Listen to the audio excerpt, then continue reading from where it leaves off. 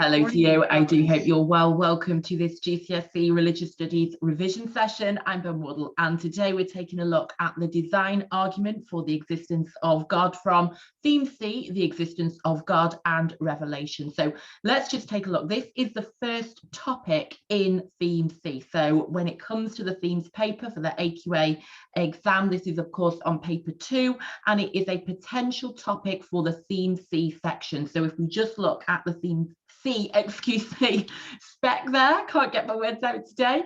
It is the first of our philosophical arguments for and against the existence of God. So the design argument is an argument that is trying to prove the existence of God primarily through observation of the world and then through the use of the analogy of the watch, and we'll come on to all of that. And for the exam, we need to know what the design argument is, and also really importantly for our question 5, and also for questions 3 or 4, potentially, we need to know strengths and weaknesses of the argument. So we need to know reasons why people think it's a good argument, and then reasons why people do not think it is a good or successful argument. And that leads us on to the question 5 we are going to be working towards in today's revision session, which is this: the design argument successfully proves the existence of God. And of course, as we always do for our question 5, we've got to evaluate this statement. So that will require that we know the strengths and the weaknesses of the argument, so we can present both of them and then reach a justified conclusion whether we believe this argument successfully proves the existence of God. So let's get started, shall we? And what do we need to know about the design argument? Well, we need to know it's an argument based on observation. So it's all about what you can observe in the world around you using your senses. So for example, it's based on what you can see. You are reaching conclusions, and the design argument is all about proving the existence of God based on what we can observe, that we can observe evidence of design in the world around us, and that means there must be a designer.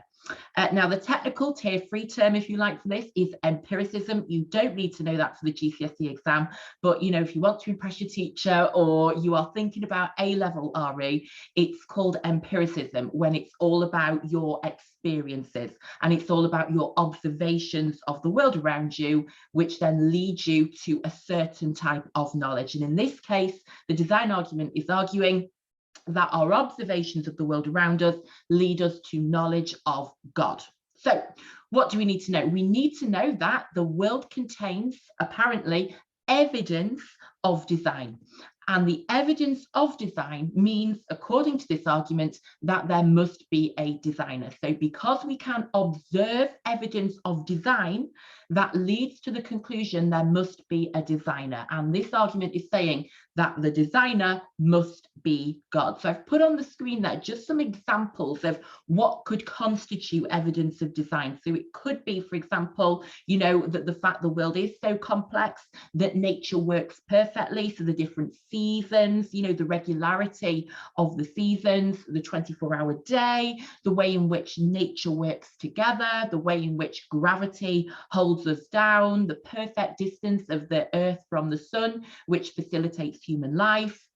It might be really complex things such as the human eye and how well designed the eye appears to fulfill the purpose of allowing us to see.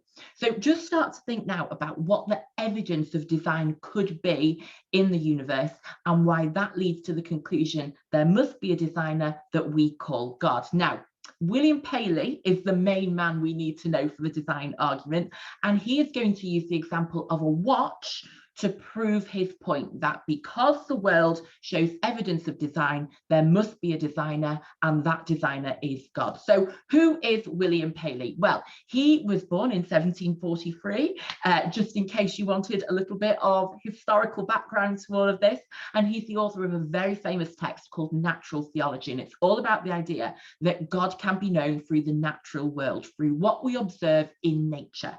Theology, of course, is the study of God, and natural is referring to, the natural world. So it's the idea that we can know God through nature, through what we observe in the world around us.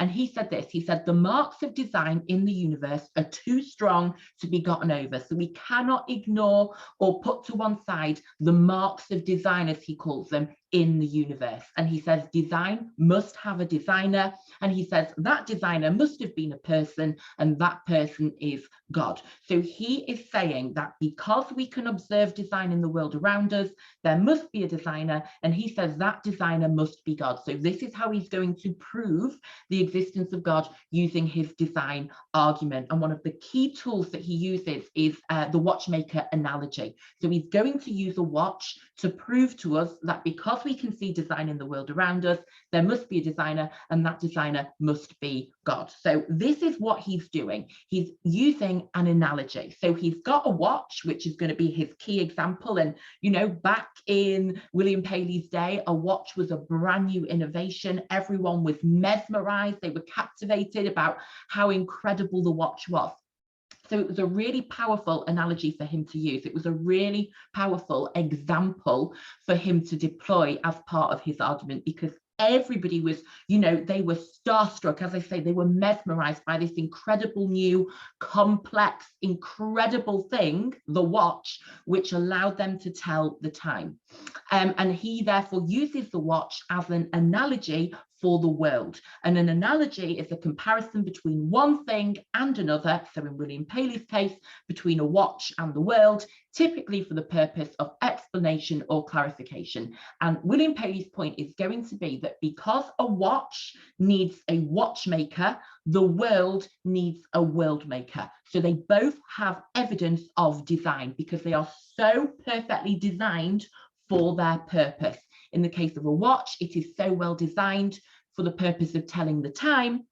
And he says in the case of the world, it is so well designed to facilitate human life and existence. So let's set the scene. Let's hear William Paley's watchmaker analogy. I want you to imagine that we are in the middle of a desert, or we're on a heath, and we are out there in the natural world, having a lovely walk, having a lovely time. And he says, imagine that you're walking across the heath and you find a rock. So there's just a rock there. You know that that rock belongs there, don't you? As it is natural and it requires no further explanation. So you're not going to start wondering, how did this rock get here? Why is this rock here? It's just there. Because it's part of nature, we know it belongs there and it requires no further explanation. So we just keep on going with our walk, admiring the scenery, admiring the view, taking in all the fresh air. However, he then says, imagine if you found a watch. And remember, for Paley's audience, a watch was this incredible, brand new, shiny innovation. So imagine that you just find one of these lying there in the desert. You know, there is nobody around, there is no infrastructure, there is absolutely no civilization, and you just find a watch. And he says that in contrast to the stone, which we just think belongs there and we don't think anything of it, we would know there isn't a natural explanation. A watch doesn't just appear. It doesn't just, you know, grow out of nothing. It has to have a cause. It has to have an explanation. And he says, because the watch is so complex with many different parts, such as the different cogs and springs and everything that's happening within the watch, it's not just there by chance. It can't be there by chance because it's so complex with these many different parts, as I say, which are working together for a very particular purpose, which is to tell the time. And so he says we would know that the watch is not just there by chance. It requires a watchmaker who has designed it with a purpose. So we would not just say, oh, there's a watch there, that's it, end of the story. We would know that it's not just there by chance or accident, that it has to have been designed because of its complexity and because of how all the different parts work together for a particular purpose. We know there must be some kind of intelligent design, some intelligent thought behind it. And so we know it requires a watchmaker who has designed it with a purpose. And he says, and this is where the analogy comes in, he says that the world we can observe is even more complex than a watch. So, even then back in the 1700s, when people thought, oh my goodness, this watch is so complex, this is so incredible, they would then have looked at the world and they would have known, well, look at how complex the world is. Look at how well designed the world is. And so he says that in the same way the watch must have a maker, the world must have a maker, because in the same way that the watch is complex and well designed for a purpose, the world is complex and well designed for a purpose. And so he says, as the world is even more complex than a watch, it must also have a maker, it must have a world maker. And he says that is obviously the creator, God. Now we see scriptural links to this. So if we go back, many years before William Paley rocked up and he was using his watchmaker analogy as part of his design argument, we see scriptural evidence for this idea that we can observe evidence of design in the universe, and that from that observation, we reach the conclusion there must be a designer. So from the evidence of design, we reach the conclusion there is a designer. And the Quran, for example, says this is part of God's plan. God wants you to know him through his creation. So the Quran says, Surah 2 says this, in the creation of the heavens and earth and the alternation of the night and the day, and the ships which sail through the sea with that which benefits people, and what God has sent down from the heavens of rain, giving life thereby to the earth after its lifelessness, and dispersing therein every moving creature, and directing of the winds and the clouds, controlled between the heaven and the earth, are signs for people who use reason. So I would really focus on that word signs, that in the world, there are signs that God is the creator, that God has designed the world. And we see there, don't we, a link to the fact in the alternation of the night and day. So in the regularity of the universe, the 24-hour day, the seasons of the year, this regularity leads to the conclusion there must be a designer. In the same way that we can observe the rains, for example, and we can see the winds and the clouds. All of these things that we observe, the Quran is saying, are signs for people who use reason that there is a creator, that God has designed the world. We also see the same in the Bible. So in St. Paul's letter to the Romans, for example, in chapter 1, he says, for since the creation of the world, God's invisible qualities, his eternal power and divine nature, have been clearly seen, being understood from what has been made. So St. Paul is saying here that we can know God through his creation, through his design. So through observation of nature and the world around us, we can know God, and we can know that God exists. And St. Paul is making the example of his power, so his omnipotence, and then his divine nature in general. In Psalm 19, we also read, the heavens declare the glory of God. The skies proclaim the work of his hands. So again, it's this idea that through observation, we can know God exists, because from the design, we can know there is a designer. The skies proclaim the works of his hands. That idea that God has designed the world, and we can know he is the designer by observing the world around us. So we've got there really important scriptural foundations for the design argument, both from Surah 2, from Romans chapter 1, and from Psalm 19. So here's where we're at. We have this idea that in the world around us, there is evidence of intelligent design. And that leads us to the conclusion there is a designer, and that designer is God. So for example, as we've said, the complexity of the universe and also the complexity of things within it. So the universe as a whole in its complexity, and then little things such as the human eye. They are so complex and they are so well suited to their purpose. So with the eye, for example, it allows us to see. It is so complex and it allows us to see. It's the idea that can't just have happened by chance. It must have a designer. There must be intelligent design, intelligent planning behind it. We see this in the fact that everything is in regular order. It seems almost too good to be true that everything just so happened to function together perfectly. The 24-hour day, for example, the seasons of the year, everything is in regular order. It runs like clockwork, no pun intended. And it's that idea that that can't just be down to chance, that there must be intelligent design and planning behind it. So again, the idea that that provides us with evidence there is a designer, that there is intelligence behind the world, because of how everything works in a regular order and it functions so smoothly and everything works together so well. Everything is just right for human life to develop and thrive. And again, that is seen as evidence of intelligent design. The idea that everything is so perfect to facilitate human life, to allow human beings to survive and thrive. And again, the idea that can't just be down to good luck or to chance, that it proves there is an intelligent designer behind it, who planned it out, who prepared it, who created it. And then again, nature works perfectly. So linking in with the idea that everything works in a regular order and everything is just right for human life to develop and thrive, we can talk again about the fact that nature works perfectly together, that this cannot just be by chance, by freak, total accident or coincidence, that this provides us with proof, with evidence that there is intelligent design, that there is thought, and that there is planning behind it, that the world has been created. However, we actually then have many, many counter arguments. And this is where we start to think about the weaknesses of the argument. So many people say, of course, that there is evidence of intelligent design. However, others argue there is not, that you are mistaken if you make that assumption. So for example, you could say that the design appears flawed, and natural disasters, for example, are great examples of this, that actually, is this a good design? Is this the work of an omnibenevolent God? Why would a loving God design a world with so much suffering and so much cruelty and pain?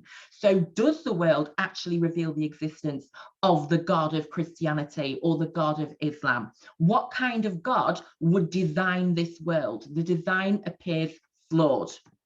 We could also say the theory of evolution, so scientific arguments, suggest adaptation rather than design. So although it appears that the world has been designed, that the fact we are so well suited to the world is not because it's been designed for us, but that we have evolved and we have adapted in order to function and survive within the world. So it's not about design, it's about adaptation. It's about the process of evolution. So the world wasn't designed for us, we adapted to it. And that's why human beings are still alive and still going strong today. That idea of the survival of the fittest, that species have to adapt or they will die out. So although it appears there is design, it could also be argued there is actually no evidence of design. It might be an illusion, and it does not prove the existence of a designer. We could also say, well, what kind of designer does the design argument prove? If a watch, for example, needs one watchmaker, why does a world only need one world maker? Surely, because the world is so much more complex and it is so much bigger than a watch, it's going to need more than one maker. So why does the design argument not lead to belief in many gods? David Hume, for example, uses this argument. He uses the analogy of a ship.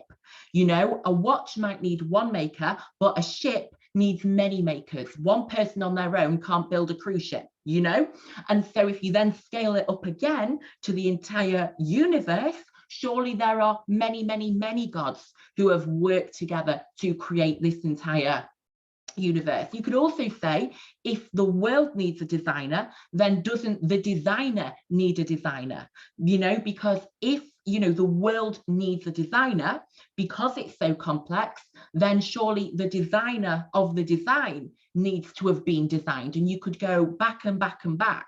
Many, many different arguments. You could also have put the lottery picture on there to emphasize the argument that you could say it is just by chance.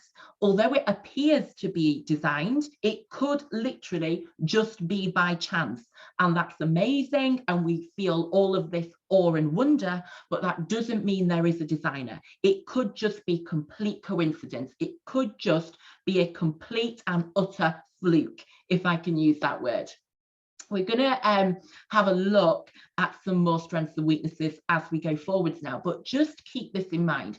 The idea that we can observe intelligent design and that leads some people to believe there must be a God, but then on the other hand, there is the idea that although it appears the world has been designed, that is actually not necessarily the case. Not only because the design may appear flawed, but also because there could be other reasons that the world appears so perfect for us. For example, the theory of evolution, and for example, the idea it is all just down to complete luck.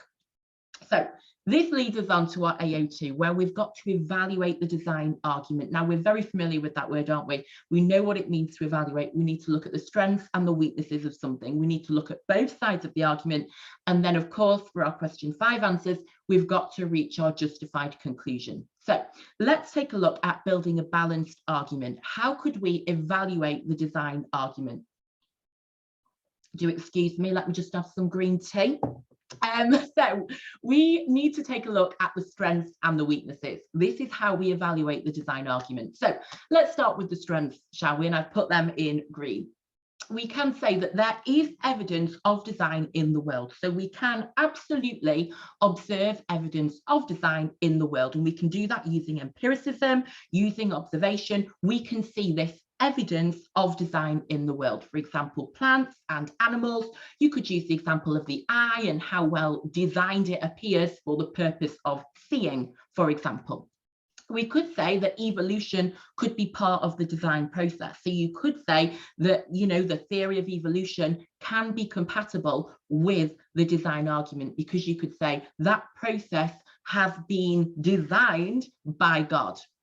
What else have we got? You could say the regularity and the complexity of the universe is clear. Again, we can observe this.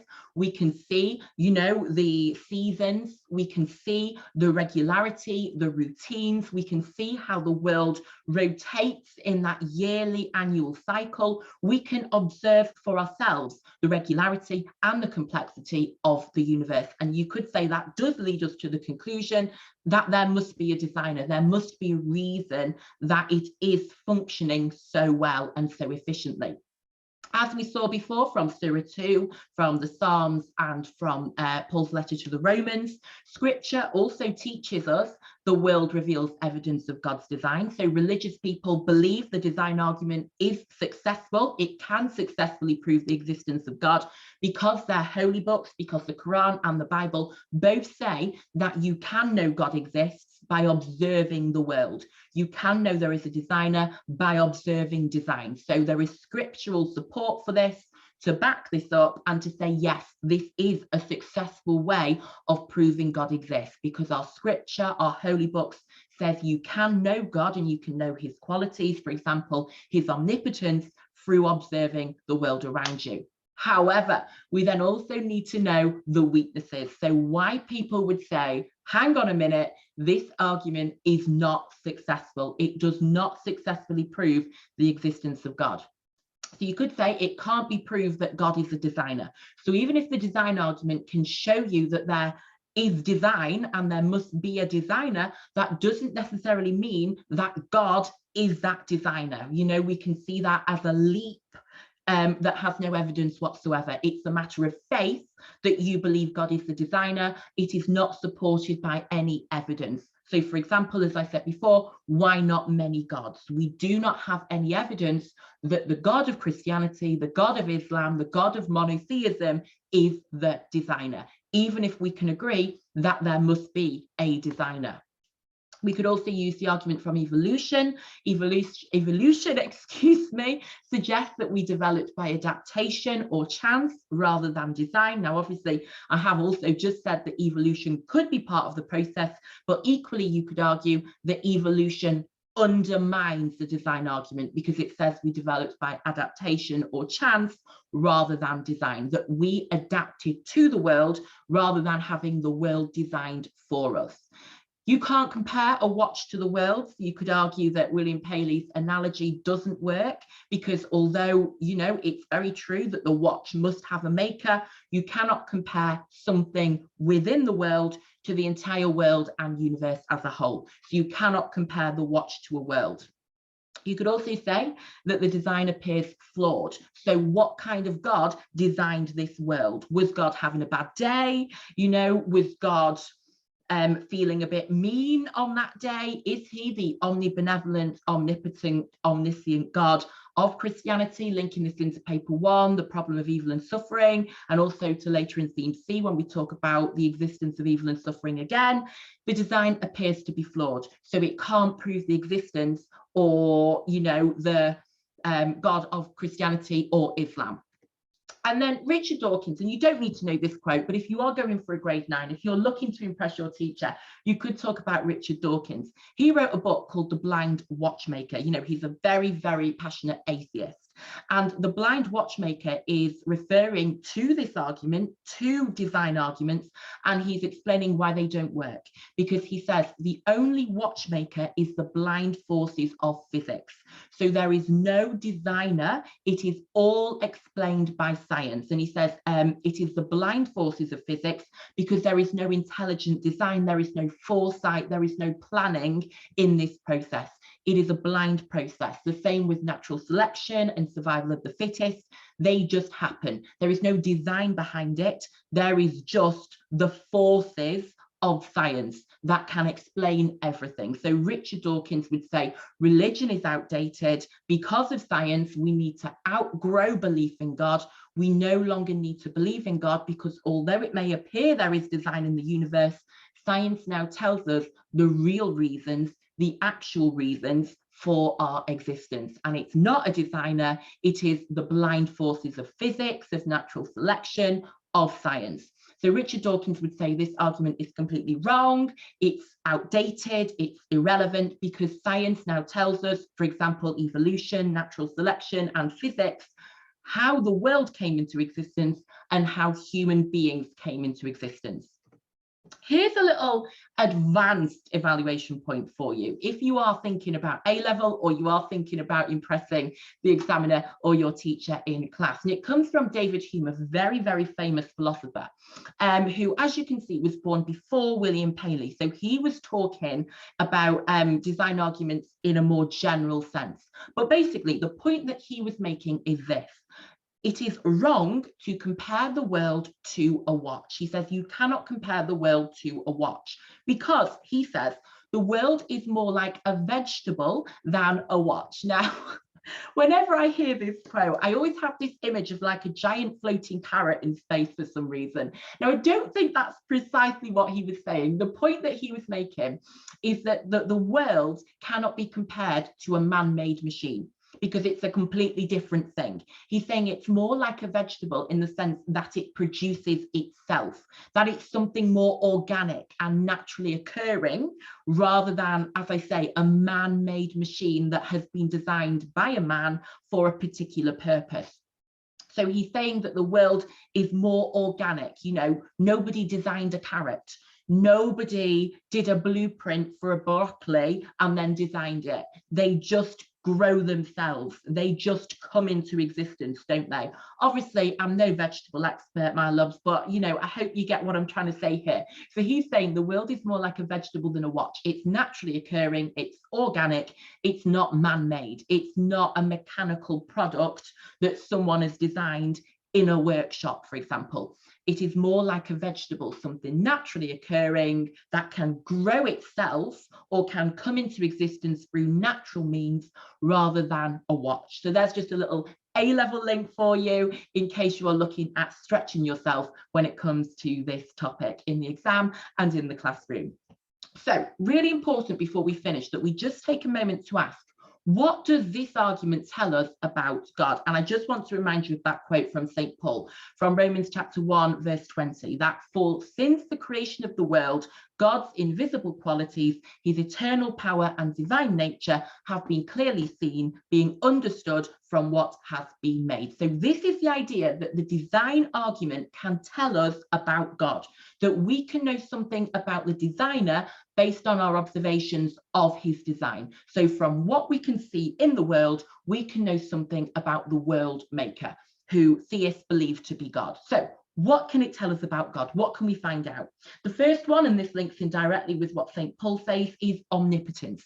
The idea that we can know God is all powerful because he has made all of this.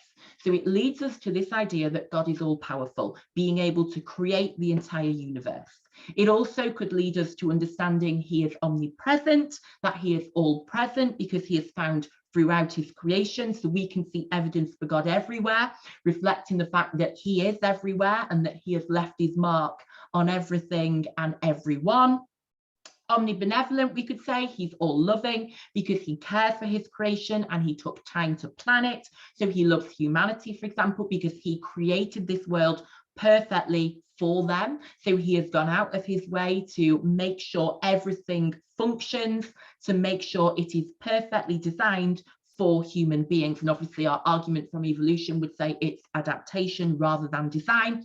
But for a theist, this argument tells them God is all loving because he has carefully taken the time to plan this, to create this, and to then continue caring for his creation.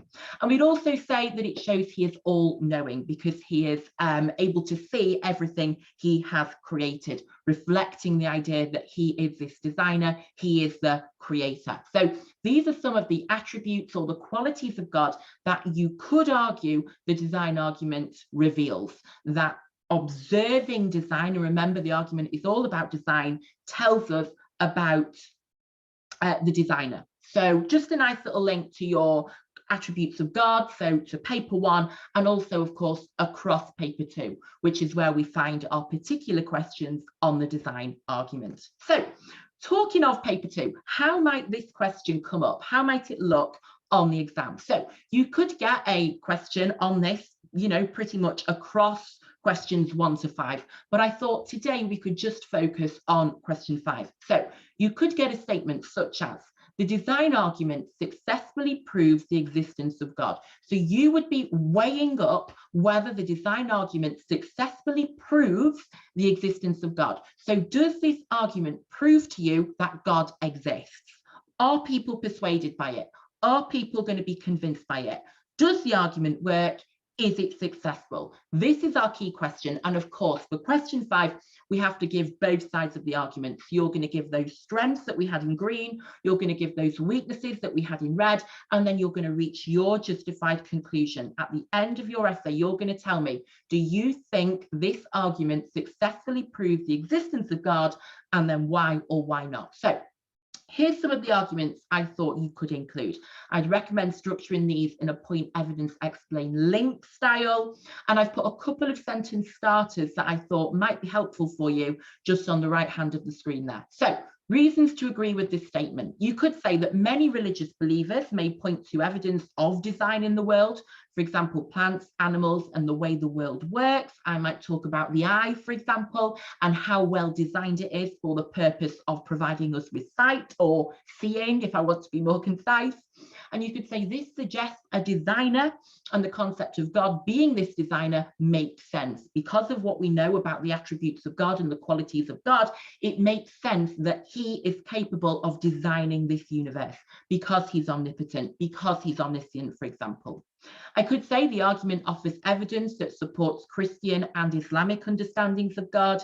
It upholds God's characteristics, such as his omnipotence, for example. So it's consistent with our monotheistic understandings of God. And I could link in scripture there, couldn't I? I could link in Surah 2, I could link in the Psalms, I could link in Paul's letter to the Romans. It's very consistent with our Christian and Islamic understandings of God. And I've just said it, there's my next point, that scripture supports the idea God's existence can be known through observation of the world around us.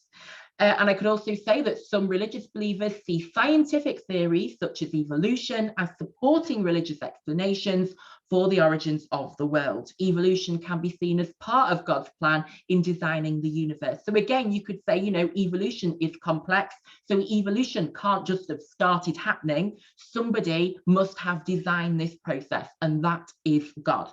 Links in quite nicely to theme B, doesn't it? When we were talking a lot about the relationship between religion and science. So, you know, an argument there that the design argument is compatible with new scientific discoveries. Of course, Richard Dawkins would say that is absolutely not the case, that science, you know, now shows us why the design argument is outdated and the world does not need a designer, because it actually came into existence through the Big Bang, and then humans became so well suited to the world through evolution, through natural selection and survival of the fittest. And then you could maybe make a comment on the success of the analogy in particular. So you could say it is true that a watch needs a watchmaker. So, you know, William Paley is correct there in saying that, yes, a watch does need a watchmaker. However, I can't even speak now. I don't even know what world. Look at this, guys. I've actually lost the plot. I just need some green tea. Do excuse me. I'm getting very excited about this argument, clearly. I do apologise. Let's start again, shall we? However, there are many, many reasons people disagree with this statement, as we know. So they could say, atheists could say, or would argue, as I've written there, that the design argument fails to prove the existence of God. The appearance of design does not prove the existence of a designer, and you can say there are alternative explanations, such as evolution, such as natural selection. What appears to be intelligent design is actually the result of chance, or the result of blind processes, such as physics and evolution and the Big Bang. It could all be down to luck.